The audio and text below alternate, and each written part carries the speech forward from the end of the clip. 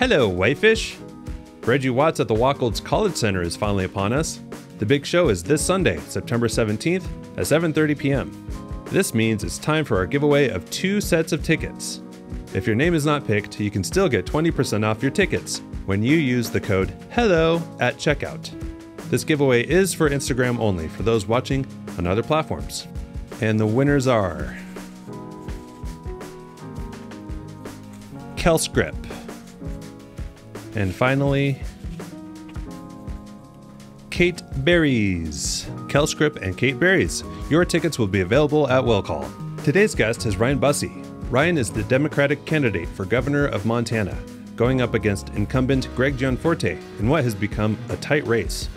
Ryan grew up on a cattle ranch and wheat farm and spent 25 years working as a salesman for the firearm company Kimber, right here in Kalispell. He left his position as vice president of sales in 2020 and published a memoir, Gunfight, which criticized what he saw as radicalization within the firearms industry. Ryan has served as volunteer board member and board chair for both backcountry hunters and anglers and Montana conservation voters. He is campaigning on a pro-Montana Constitution platform, including making property taxes more equitable, maintain conservation efforts and access to public lands, stabilize school funding, and protect reproductive rights and abortion access. Today's episode is brought to you by Thrivers Coffee. If you would like to help support the fight against human trafficking, visit thriverscoffee.com to order your coffee and make a difference today. We're going to get into, I think, some interesting things. A poll of Montanans released Thursday by Middle Fork Strategies found property taxes, the cost of living, and housing were among the biggest issues they wanted the governor and legislature to focus on next year and were of greatest concern to them. So these are things that are kind of obvious. Mm-hmm. Why did you want to throw your hat in the ring to go against Gianforte? Because that's like a very specific thing to be like, I can do this. I want to be the one to step up. So what was the moment that made you realize this is what I'm going to do? Well, there's a variation of things, kind of a multitude of factors. I feel like this governor and frankly, some of his supporters in the supermajority in the legislature have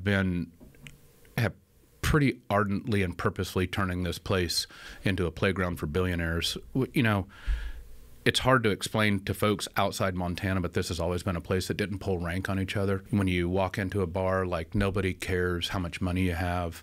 Nobody cares what you drove up. Nobody cares what your pedigree is. Nobody cares. I joke on the trail, right? But you don't know whether it's a cowboy or a hippie or a school teacher or a cowboy hippie school teacher. We all know those folks, right? And that's the beauty of this place. And when I felt like this is not something like gravity that just happens to us, it's being done to us. And the property tax thing and affordability is part of it. They did not have to raise property taxes. And property taxes isn't all of affordability, but it's very indicative of their sort of tone deafness. I mean, some people had their property taxes raised $3,000, $4,000, $5,000, and some of these folks are fixed income people who can't, you know, they've had their home paid off for 10 years. They're retired folks. They can't afford what is in essence a brand new mortgage, right? They get taxed out of their homes. It's not fair. And I think the whole thing rolled together with this sort of overt attacks on freedom, you know, women's right to choose, abortion, bodily autonomy. I mean, this privacy thing, Gianforte has signed 5 restrictive abortion bills, says he promised us to sign more, wants to strip the right to privacy from the Constitution. Well, those are attacks on everybody's bodily autonomy. I mean, and if you don't have the freedom over your own body, what do you have? Like, is there a more basic thing? So all of this combined, I feel like Gianforte is purposely changing this state into a place it's never been. People don't like it and needed to stop complaining about it. Somebody needs to stand up and do something about it. And I believed I could win, so we're here. It really has been fascinating to watch the political landscape shift in Montana, which was heavily Democratic for a long time. But I think Montana Democrats were not the traditional nationwide Democrats. It was more of like a centrist, maybe, I mean, some policies in some ways Democrats have leaned in the past have definitely almost been right-leaning in ways. But they've been, I think the point is that it's been focused on what works for Montana. Yeah. And I don't know what shifted, but I know the Republicans certainly came up with some strategy. Well, I think you're right, Montana Democrats, and I think I carry this burden as an important one. I think it's time for us to rebrand or remind people what a Montana Democrat is all about.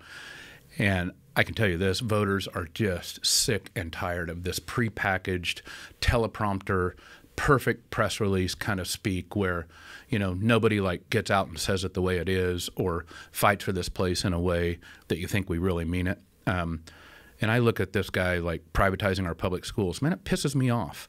And I think people want to vote for somebody who you should be upset about that. You're in a little town in eastern Montana, and this guy's going to privatize public schools and talk to you about school choice. What kind of school choice is there in Roundup or Malta? Like, come on, these towns, I know, because I grew up in a little town, graduated with 16 kids. These towns revolve around public schools, and we ought to fight for that part of Montana and be the sort of advocates that people know that we mean what we say. And so I think that, you know, it's important to rebrand or to remind people what a Montana Democrat is. And I want to remind folks, 16 out of the last 19 years, we've had a Democratic governor in this state. And I tell people on the trail, only the last 3 have sucked. Yeah, I mean, that's an applause line. But yeah. Also, you know, what happened to us in 2020, which is when all of this sort of reflexive partisanship kind of came to Montana, it was a very tumultuous year, an anti-incumbency year. I mean, a lot of us, I don't like to think back to 2020. Speaking of things that sucked, 2020 sucked, you know? Right. But we had COVID and the response to it, and Portland and George Floyd and, you know, so much sort of turmoil in our country. And in the middle of that, we had an election here in Montana. And I think there were some anomalies that happened where people just rushed to the ballot box and they're just like, you know, screw it, just like, and many people voted Republican and voted for Gianforte, but they did not vote for this. They did not vote for a Montana where girls in this state have fewer rights than the women in this state. They did not vote for a state where a governor, the only sitting governor in the history of the United States, all states, to sue to block a public river access. They did not vote for that. And so I think this reflexive stuff needs to be broken down, and frankly, it's on Democrats. We should campaign like we care about the place, and I care about the place. That's amazing. I think you touched on a really important thing with education. Teacher salaries in Montana are extraordinarily low. According to KTLA Montana, the state ranks 42 out of 50 states. Helena just said they were slashing 50 non-tenured jobs due to budget restraints. That is largely due to voters not approving levies.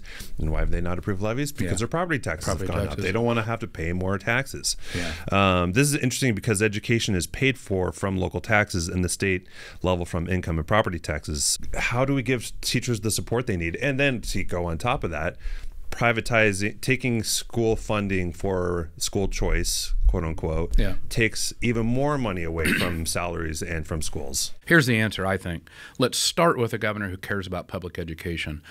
And I'm going to back up a bit to 1972. 1972, 100 common citizens came together and wrote and published what we now have as the Montana Constitution, one of the most beautiful governing documents anywhere in the world.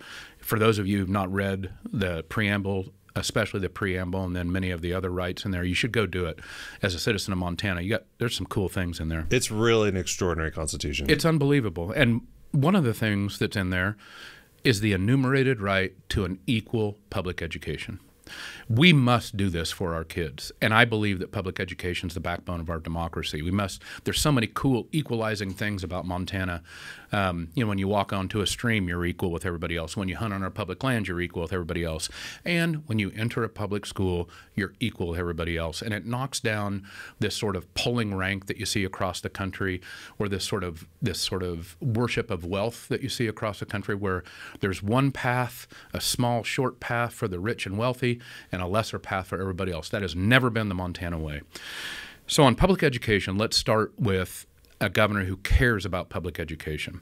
And I want you to know, I'm a public school kid, graduated with 16 kids. My wife, Sarah, public school kid. Both of our boys are public school kids. Rafe Grable, my lieutenant governor, public school kid. He's got 3 little kids, and his oldest will be a public school kid this year. Lander, some of you probably know who are watching or listening to this, Lander, my son, graduated from Flathead High during the COVID years. And he graduated, I say thank God, but good kid, and he's got a college scholarship now. I don't think he would have graduated without a really vibrant music and arts program at Flathead High. And yet we see Missoula basically cutting out arts and music because they can't afford to do it. You mentioned Helena. You got Kalispell with a $3.5 million budget shortfall. You got Billings. You got Bozeman. Like, it's happening everywhere. So there's a few things with public education. We need to dive in and fix our public education funding formulas, and we need to make sure that education and proper funding are at the top of the list, not gutting it. I don't think Lander would have graduated again without that, beautiful arts and music program. So that means a fully funded public education system. And we have some laws on the books that need to be repealed. For instance, schools can only raise their budget about 3% a year. That's in the law. Well, what happens when you have a couple of years like we just had where energy costs go up 18, 19, 20%? Teachers are going to take it in the shorts then, and it's wrong. Not only are we 42nd in teacher pay, we're 51st in entry-level teacher pay. Like a territory beat us. We have 1,000. What? Are you serious? Puerto Rico beat us. We're literally the worst in the country, including a territory. We have 1,004 teacher vacancies in a state of 1 million people. I travel and I meet with these teachers across the state. You got teachers that are teaching, being custodian in their class. Some of them are driving buses. A bunch of them are coaching. Like, the system is stressed to the max. And I'm worried about our teachers. But the reason I'm worried about our teachers is because I'm worried about our kids. We want a vibrant state where we have this not pulling rank on each other, where everybody has an opportunity that we talked about. We have to have fully funded, vibrant public schools. I promise you, Rafe and I are going to do everything possible to fix and build up our schools instead of tear them down like Gianforte is. Oh, kind of going off the back of the teacher salaries, and another problem with that is it's just so expensive to live here. Yeah. And that's like a huge issue with voters is cost of living. Yeah. Now, I think this gets to be a political talking point where it's like it's the Bidenomics or it's this or it's that, but it's really inflation has been a global issue. Yeah. And that was really kind of exacerbated by COVID. So what are some ideas for how we can increase the salaries for people? Do we focus on attracting new industries to Montana? I know there are kind of some new people. I mean, obviously a lot of people have moved to Montana, have set up shop. Yep. Do we promote small businesses? How do we kind of increase the wages for Montanans? So I think state government cannot fix everything. What state government has to do and should be doing is promoting and ensuring the sort of environment where good things can happen. And I'll tell you a couple things I disagree with in the last legislature in Gianforte. When local towns and communities wanted to fix or mitigate some of the housing supply issues, Gianforte steps in and says, no, we don't. They pass a law that says local communities can't institute local solutions. They have to come from the state. So the party of local control, the Republicans, formerly also the party of we won't raise your taxes, but they also raised your taxes. They said local control is not cool. I am not okay with that. Communities in this state know how to. They have been doing this for 100 and some of them 150 years. They know what to do in their own communities. Let them go to work fixing things. The last thing I'll say on this is that we started this last legislative session with a $2.5 billion surplus, a lot of money. And we mostly gave it away to big wealthy corporations and wealthy folks in tax breaks. Why don't we take some of that money and do things? I toured, like Bozeman does not do everything right on housing. We know that. But there's a really cool housing development down there where a nonprofit came together, partnered with the town. On 8 acres, they put 64 single-family units. Some of them are actually duplexes, but most of them are single-family units. Really well built.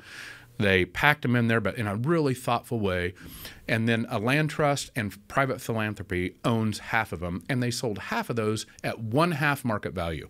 And they let the community apply for them. So if you're a school teacher, if you're a fireman, if you're a carpenter, if you're a nurse, if you're these working folks that make the community go, then you got to apply for these homes. There were like 1,200 folks that applied for these, and they sold them at half market value.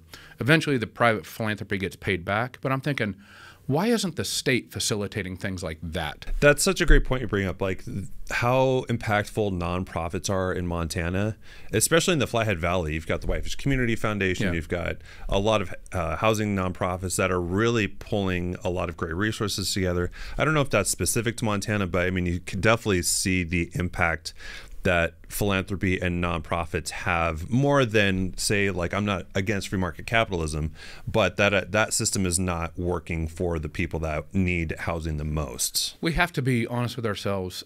If we allow this to continue, and nurses can't live in town, and teachers can't live in town, and carpenters and mechanics, and on and on and on and on, we're not going to have a town, right? We're going to have like a tourist camp. That's not a town. And this is Whitefish, this is Kalispell, this is Bozeman, this is Missoula. Heck, it's even Havre. I was over there.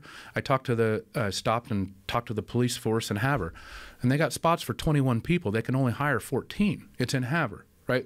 So these 14 people are doing the work of 21 people, and they're stressed to the max, and they can't, like, it's happening in every single town. The state has to foster a place where working people can be a part of the community.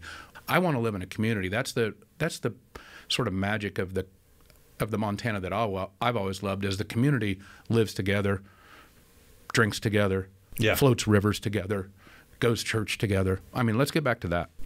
I think that's great. So let's talk about the property tax task force. So basically, for the uninformed, Gianforte put together a 23-member task force that spent 7 months discussing and crafting options for bills to shift property tax increases back away from single-home families following the legislature's failure in 2023 to reduce the residential tax rate from 1.35 to 0.94, which was working just fine. Yeah. That's what everyone had been doing, as was recommended by the Department of Revenue in order to keep residential tax income neutral after appraisals largely rose statewide. Now, he came up with this, the centerpiece of his proposed legislation is a homestead, agstead, and comstead exemption that the task force says would cut taxes by at least 15% for about 345,000 homeowners.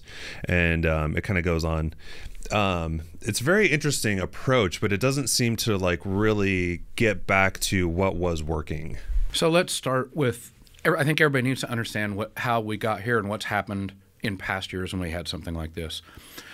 The previous 4 governors, 2 Republicans, 2 Democrats, Judy Martz, Republican, Mark Roscoe, Republican, Brian Schweitzer, Democrat, Steve Bullock, Democrat, all faced similar issues like this, right? Home appraisals rose. That means taxes were going to get out of whack. So the budget folks at the beginning of the session bring them recommendations, and it has the chart on it. We have the one that Gianforte got, and it says, hey, Governor, if you don't adjust the tax rate because of this appraisal thing, homeowners are going to get slammed, so you should probably adjust the state tax rate. And every single one of those governors, 2 Republicans, 2 Democrats, said they look at it like, oh, that would be horrible. We will adjust it right now, and it takes 30 minutes. So those 2 Republicans and those 2 Democrats, they take 30 minutes in the legislature, they fix it. This governor was faced with exactly the same memo. We have the memo from November of 2022. And he has it, and he looks at it. Not only does he refuse to do it, he puts the increased revenue in his budget, right? So he plans on it.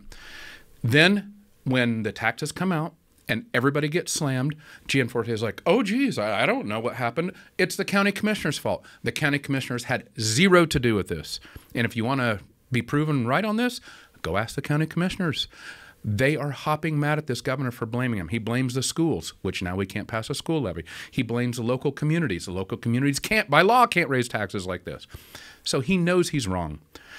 All we had to do is adjust one number to make sure that homeowners didn't get pummeled like this. And by not doing it, we gave huge industry great big tax breaks, and everybody got a tax increase. All we have to do is fix that number. And then there are some ideas that we should probably adjust around. Like, do I think that second, third, fourth homes should be taxed at exactly the same rate as primary residences? No. But let's fix the basic thing first, the most simple thing. We had Gianforte has this task force, 23 people. He flies in professors from Northern Arkansas, Jack Pine University. I don't even know who these people are. Why are we bringing in out-of-state people? The previous 4 governors did this. It's a simple thing. He spends millions of dollars on this task force, then gives us this complicated 12-point thing that ignores the most simple fix. Rafe and I are about like, let's do the simple thing, and then let's work on some mitigation and changing our tax code.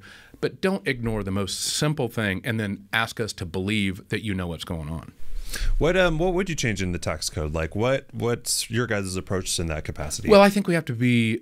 Our economy is changing compared to where we were 50 years ago or 75 years ago, and we should have a tax system that keeps up with our economy. We're much more more dependent on tourism and recreational activities than we used to be, and much less dependent on big ag, big extractive industry, on logging, things like that. So we should have a tax system that keeps up with that. So we should look at things like, we want to make sure that our small businesses aren't taxed out of existence. We want to make sure that great big corporations don't get huge tax breaks, which they are getting now. It's wrong. Northwestern Energy made $122 million in 2022, and Gianforte just gave them a $36 million tax break. It's just dead. It's just wrong. So we need to adjust. We need to adjust it in those ways. We need to look at creative ways to fix those things.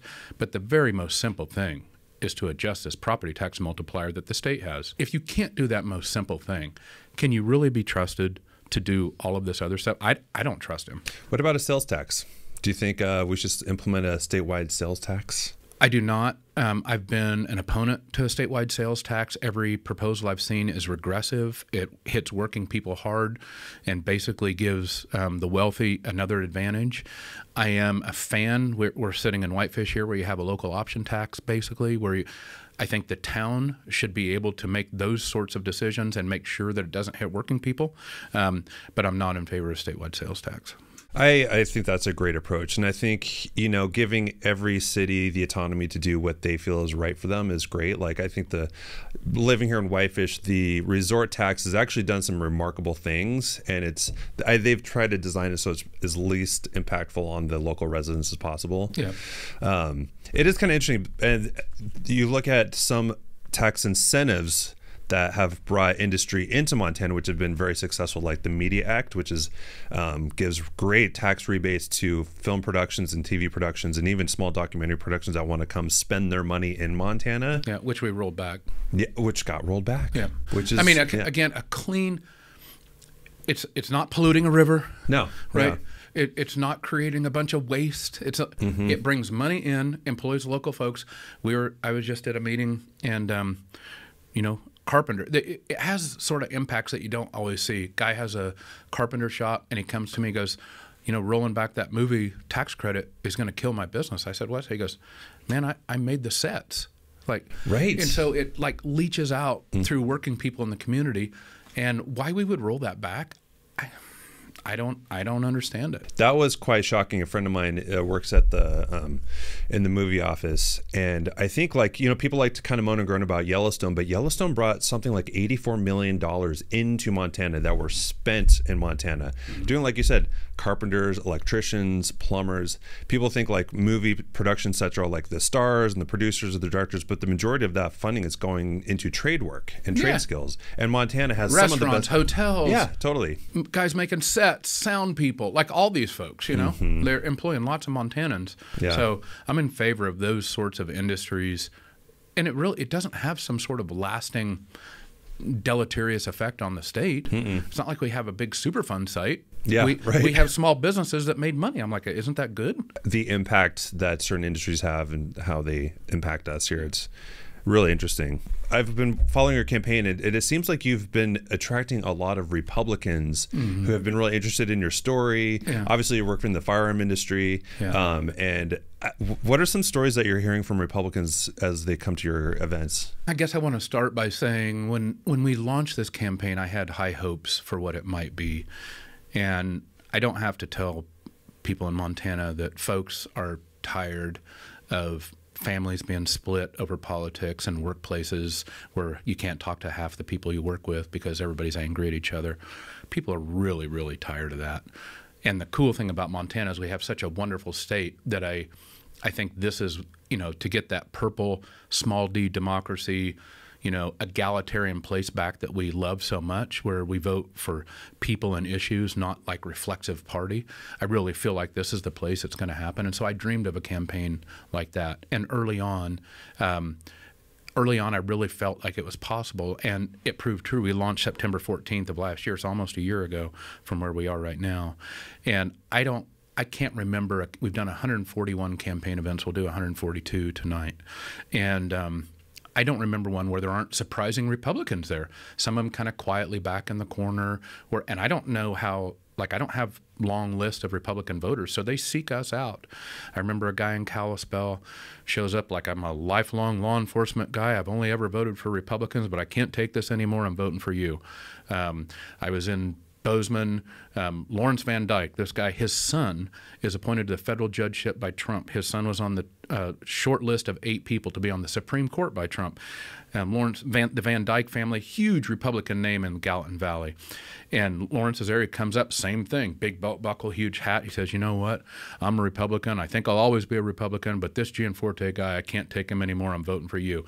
I run across these people. I tell the story of me having an elk on my truck after I shot an elk out west of Kalispell. I'm a big hunter, and we love wild game, especially elk. It's the best. And it's the best protein on the planet, you know? And I was looking for somebody to help me. This old Montana that I think so many of us love, like when you have a problem or a project, it's almost like you don't have to worry about too much. If you just kind of go around your community, or like people just sort of fall out of the woodwork to help you out. You know, it's a way. If you're broken down beside the road, like it's almost like have help coming. Don't have to stop, because every single person will stop and help you. It's like people race to help you. I love this place, and so when I shot this elk, I was looking for somebody to help me process it, because I'm on the campaign trail last year, and I ran across the guy in Havre who's a big time Trump voter and calls and gives me directions to his house by telling me turn left at the Trump flag, and he comes out of his shop with his Trump hat on. And yet we struck up a cool conversation about how he's worried about fish, wildlife, and parks being dismantled by Gianforte. And I just find so many of these people who care so much about their state, and they still have national politics that I may or may not agree with. But I think for Montanans, they're coming to realize, man, that shit doesn't matter. We can't fix that stuff. We can be good, decent folks who care about our state, and we care about our neighbors here. And I feel like every single one of my campaign events and all these stories about these wonderful people I met on the trail just reinforce it. And it's honestly, people think that politics is a nasty, like hard, divisive thing, and it is difficult, but it's not nasty and divisive. I feel like super hopeful about what we're doing. That's great. I think that's really what we need. But you bring up a good issue with people are concerned about conservation, the way everything's being managed. Fish, Wildlife, and Game, was it the director that resigned, that woman? Well, they've gone through. So that's Eileen Rice. You're talking Eileen about Rice. Probably. She's just a phenomenal fisheries biologist, had been at FWP for a couple decades, and she's indicative of the ways in which Gianforte is running. So I'll back up a bit. There is a Fish, Wildlife, and Parks and Wildlife Management in the state of Montana has been a North Star literally for the world, because we manage our fish, wildlife, rivers, access for the people, not for the wealthy. And so here it's cool. We talked about carpenters and nurses and school teachers. Well, they have the same access to our elk as a bajillionaire Texas rancher does, right? That's the way it's always been. We have the same access to our, like, if you're an 18-year-old kid just graduated from college or from high school, barely making it in Whitefish, you have the same access to these wonderful rivers. My wife and I were on the North Fork last night. You have the same access to that as the most wealthy guy in Whitefish. Isn't that cool? Isn't that cool? Pretty amazing. It's been managed that way forever. Gianforte looks at it and like, well, there's money to be made here. So all of these biologists who believe in managing in that way, he runs them out. Eileen Rice, case in point. But tons of people, good people, have been run out of Fish, Wildlife, and Parks because they care about managing for the people, not for the wealthy. On top of that, Gianforte has pushed some regulations and laws through that now give these bajillionaire Texas ranchers like the Wilkes brothers who own the Inn Bar out in eastern Montana, he gives them special preferential elk tags. So now it's no longer the case that a school teacher or a nurse or a carpenter has the same access to elk. Now, if you're a rich bajillionaire rancher, you have more access than these people do. And there are other states that manage that way. Texas is one of them. I'm telling you, Montanans do not want that. Gianforte is pushing it. He sees it. He sees our wildlife and our access as something to be sold and profited from. I do not see it that way at all. Yeah, there's definitely this this mindset of ownership where it's like, this is consumable goods. It's a commodity where I think when you look at things like that, especially when you're dealing with wildlife, it's like you're taking a lot of the soul and the spirit out of it, regardless of what you believe in. There is definitely an essence here that when you look at things like a commodity, which I think that's really when it gets to break down what the essence of Montana is. It's a freedom thing. I know freedom's a hot political word. We've been using it for a year, but you know, I talk a lot about healthcare freedom and right to privacy, and I don't know if you're really free if you don't have the rights and freedom of your own body. Also here in Montana, this idea of freedom to roam on our public lands and rivers and being able to access wildlife, I think is really intrinsic to the state that we all love. I have always believed in that this existed, right? This kind of idea of the Montana struggle, that you move here or you live here or you come back here or you know, whatever, you're born here, you want to stay here, not because you're going to San Francisco or Wall Street. Like, this is not the place to like stack up dollar bills. If that happens, fine, but that's not what this place is. It's okay if you have a little struggle. Fine, we're okay with that. Why? Because, man, you get to ski and hunt and float and fish and hike and pick huckleberries and do all these things that we get to do, right? And so now Gianforte is stretching the affordability thing. The struggle is too much, and he's pinching access. So he's all these people like us who live here because of this, like we feel stretched, but the reason we live here is harder, and the struggle is too much. He's pulling on it on both ends, and it has Montanans rightfully stressed and worried and distraught, and I'm with him. And there's so many issues that are not getting addressed. Like you look at the MNIW issue, the missing and murdered Indigenous women, where it's like 6% of the population in Montana is Indigenous, but they make up 24% of the missing cases and the murder cases in Montana. And I know like the governor implemented a MMIW office, but I just read that they haven't met since last summer. And on top of that, and they're not using the funding. I just met. But the funding they got was like they requested $50,000 and they were given $5,000. And the Republican legislator that I think it was part of the appropriations committee, like, well, we're giving them 18 from last year, so they actually have 23,000. It's like you can't do anything with $23,000. I just I've met with the tribes all across the state of Montana, and I just sat down with a whole bunch of women leaders in Browning from the Blackfeet tribe. Oh yeah. And if you want to be humbled, shaken to your core, sit down with these women and listen to their stories. Mm-hmm. And Rafe and I did for about an hour, and I'm telling you, you're shaking just from anger, and like their stories are so heart-wrenching. None of them didn't have personal stories about daughters, sons, relatives being in prison or being missing or being murdered or being addicted or all the above or having committed suicide. All these women, powerful women. And to hear the ways in which they are treated, to see lip service about this and then funding cut, like you said, 15, 20, 30,000 bucks. Man, that doesn't buy office tables at a couple places. Like, come on, right. Treat it.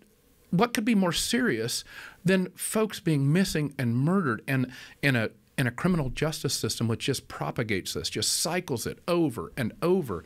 It was. I mean, I've had unbelievably uplifting meetings, and I've had some tough ones, and that was. I mean, it was awesome to meet with those women and see the power that they have, but it was tough to hear their stories. It's tough.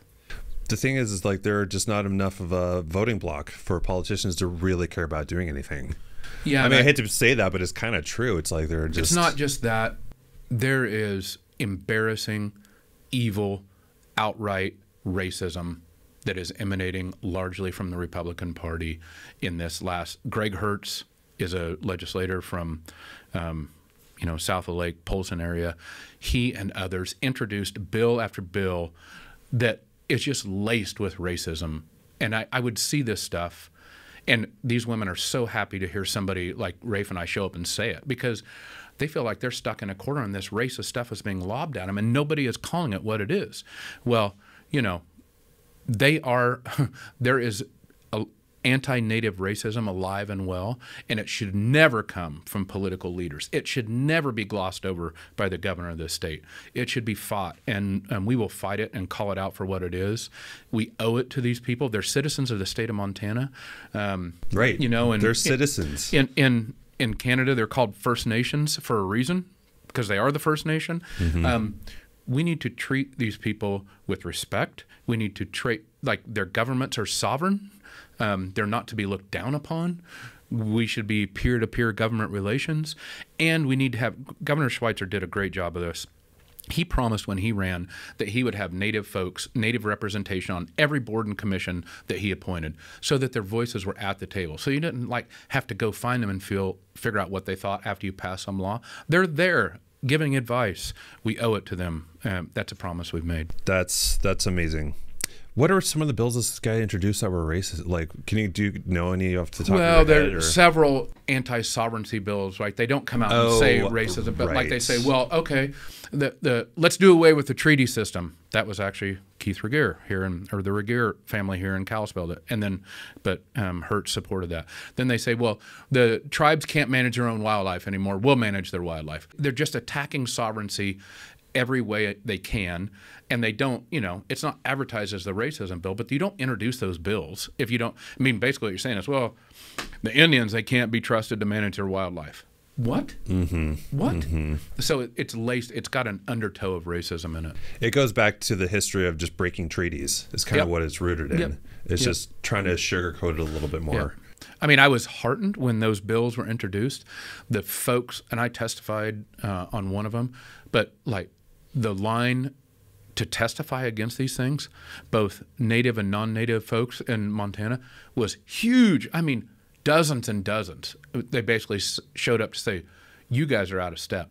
And so what I'm saying about this governor and this small band, not all Republicans, there's a lot of decent Republicans who don't buy into this. And I'm saying now to these decent Republicans, stand up and toss these people out. Toss Gianforte out. Like, these people do not represent you. There's a long history of divided government in this state, and good things happen. When you have total one-party control and a governor who will sign and encourage the most radical stuff, bad stuff happens. So let's fix that. So what does Montana look like under your leadership? Well, I want to know we're going to fight for Montana, not like Gianforte seems to think if he just attaches himself to this divided, angry national politics, like he'll win. I'm like, I thought you were running for the governor of Montana. And so I want people to know we will fight for Montana. First and foremost, the divided national politics, like, I hate them. I'm not attacked. You go look at what Gianforte says about me and how he runs his ads. It's all national politics all the time. Basically nothing about Montana. I think back to Steve Bullock, who had a Republican majority in both houses and yet got Medicaid expansion done.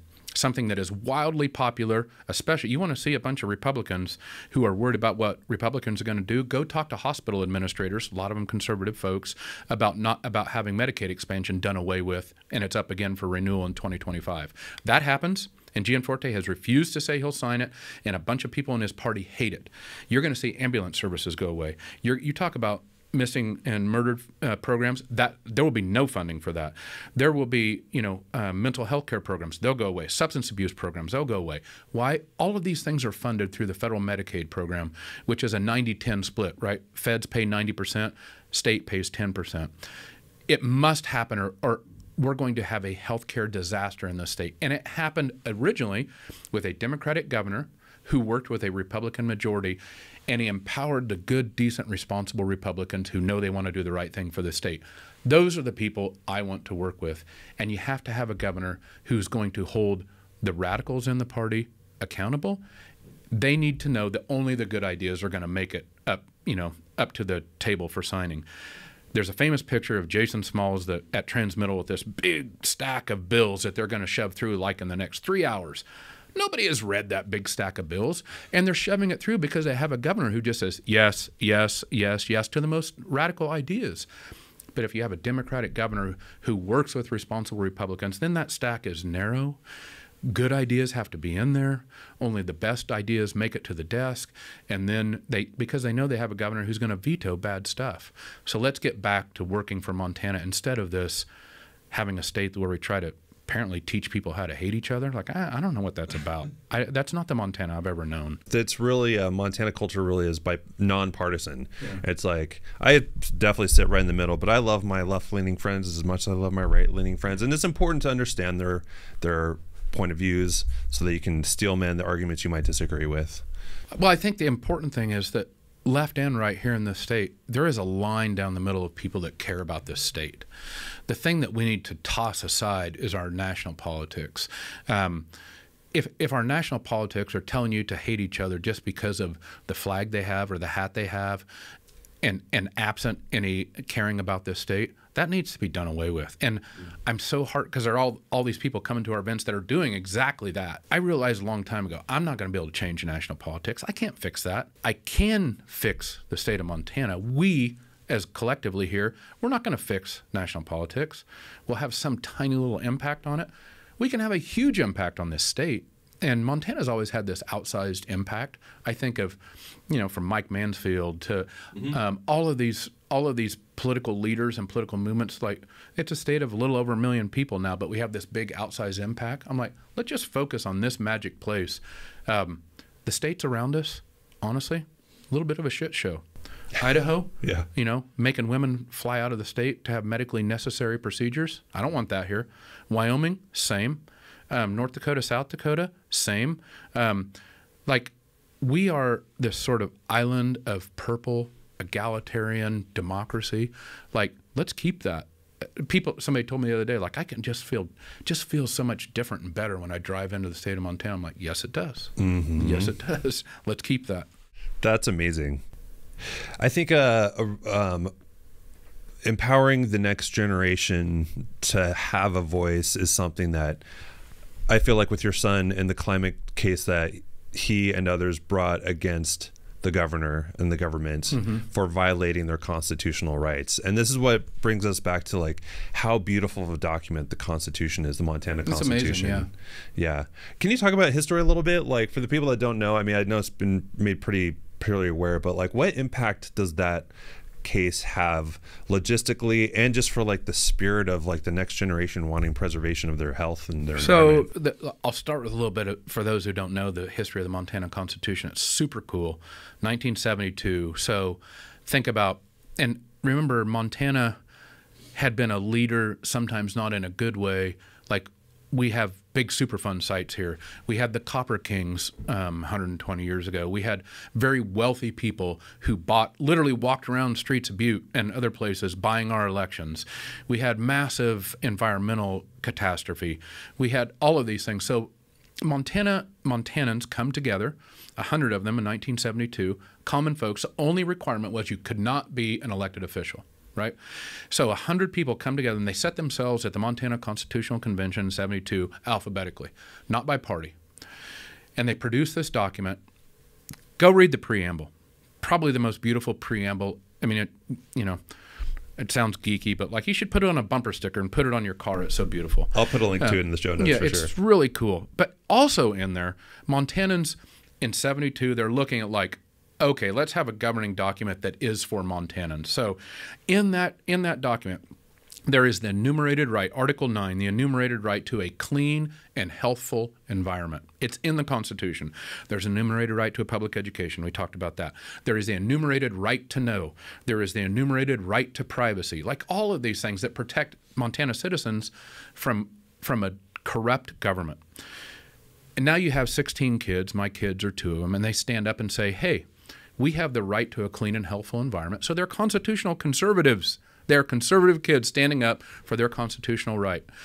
And they did it, and they won. It's at the Supreme Court now. I think they'll win the Supreme Court case. And what that says is the state has to enact laws and consider kids, because kids, people not of majority age do have rights in the Montana Constitution. It's another cool thing about it. And so you have to take their rights into consideration. You can't just keep going on the old way and and not considering, in this case, CO2 as a pollutant.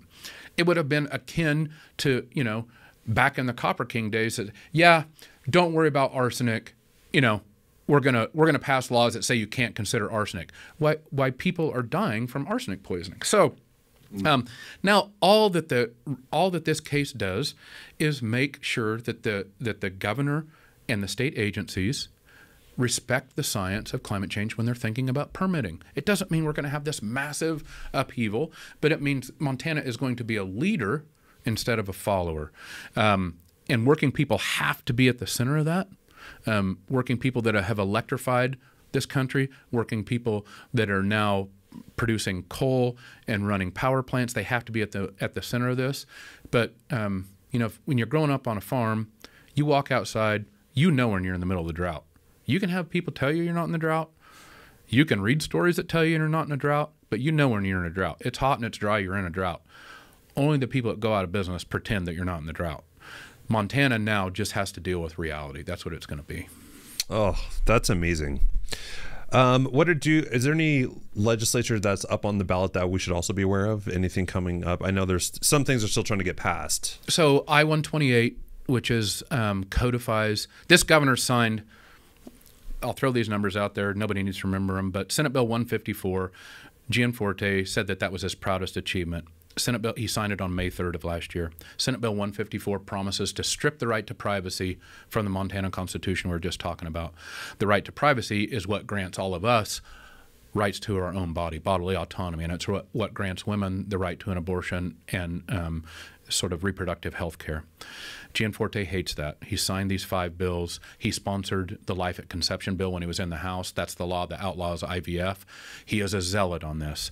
So I-128, thanks to Rafe Grable, my running mate, best constitutional attorney in the state, it's going to be on the ballot now. And so people are going to have the choice to codify 128. No longer will Gianforte be able to say, oh yeah, we're just going to get rid of the right to privacy. This is going to put it in the Constitution. And I think it's really important. All polling says that 65 to 75% of Montanans are all for this, meaning lots of Republicans are for it. Again, back to the cool kind of purple nature of Montana. You might consider yourself kind of culturally conservative, but you ain't down with a governor telling you or your daughter or your aunt or your friend what they can and can't do with their own body. Lots of conservative women feel the same way, and they're going to vote on this. And so people need to be out there and understand that Gianforte is ardently opposed to this. We are ardently for it. The choice is simple, and I think that's one of the most important things on the ballot. What do you have left to do until until Election Day? Like, what does your path look like? Holy smokes, man! I'm not even going to know what day it is, or what hour it is, or maybe even where I am. But we'll be on the road. We've done 141 events since we launched almost a year ago, and we'll be. I don't really think it's possible to be everywhere all the time, but like today, I'll be in Condon as soon as we get done here for the Save Holland Lake meeting, which I love what those guys have done. Right, that beautiful community story. This beautiful little leased Forest Service resort on Holland Lake starts to be commercialized, wants to be, people want to commercialize it, including Governor Gianforte. And these folks rise up. I just talked to Grace. She's a longtime Republican in Condon, the head of the Republican Party there. She's like, Ryan, I'm all for you. And so you have these Republicans and Democrats that have come together to save this place they love. There's an awesome Montana story. So I'm there fighting for them. There's now another group of people that want to buy the place and commercialize it. I go from there to a big event in Anaconda. Then I'll be on TV in Missoula early tomorrow morning, do another event there, and then come back home. It's Sarah and I's 25th wedding anniversary tomorrow, so I figure congrats. I should probably be home for that. Married over my head there, and then back on the road, and it'll be that way till Election Day. Oh, well, how can people find you on social media, websites, all that good stuff? So I really want to encourage you to follow us on social media. We have a cool, fun social media feed. We're doing things on a campaign that nobody's ever done before, and we're kind of trendsetters there. So you can follow. It's Ryan D. Busse on Instagram, about the same on Twitter. Follow us on Facebook, Busse for Montana, and our website is busseformontana.com. Amazing. Ryan, thank you so much for coming in today. It's been a pleasure chatting with you. Thanks for caring about this awesome place. Yeah, awesome. Thank you.